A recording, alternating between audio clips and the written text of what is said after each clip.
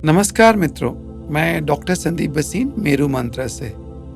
आज का विषय रहेगा ध्यान हमें किस समय करना चाहिए, कौन सा समय उपयुक्त है ध्यान के लिए, और ध्यान करने के बाद क्या हमको सोना चाहिए या नहीं। देखिए, ध्यान आप कभी भी किसी भी समय कर सकते हैं, उससे आपको फायदा ही होगा।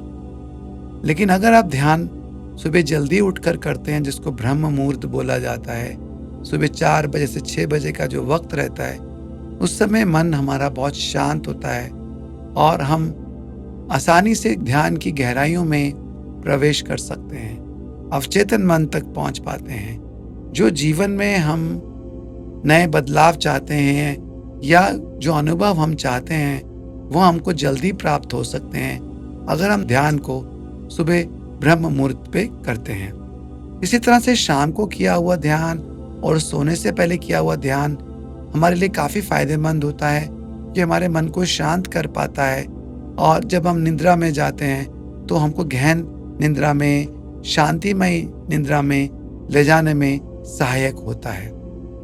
ध्यान करने के बाद आप अगर सोना चाहें तो सो सकते हैं।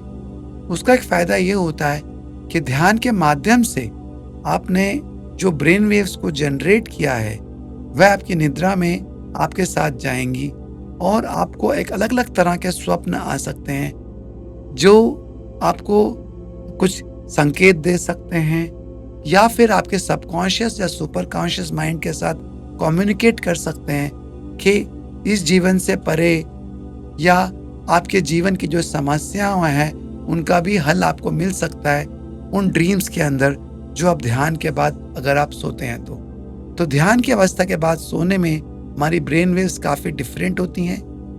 हमें अलग अलग तरह के अनुभव हो सकते हैं। हमारे ड्रीम्स फोरटेलिंग ड्रीम्स या इंट्यूटिव ड्रीम्स हो सकते हैं, जिनसे हमें हमारी समस्याओं का समाधान भी मिल सकता है।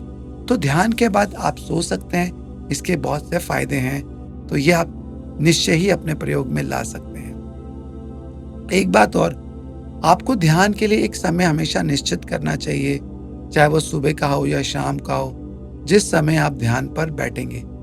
लेकिन उसको छोड़कर दिन में किसी और समय भी जब आप खाली हैं तो आप ध्यान में बैठ सकते हैं, मन को शांत कर सकते हैं, मन को एकाग्र कर सकते हैं, जिससे आपका मन रिलैक्स हो सकता है, शीतल हो सकता है, आपका कार्य में आपका मन अधिक प्रेजेंट रहेगा और आपका मन प्रसन्न रहेगा।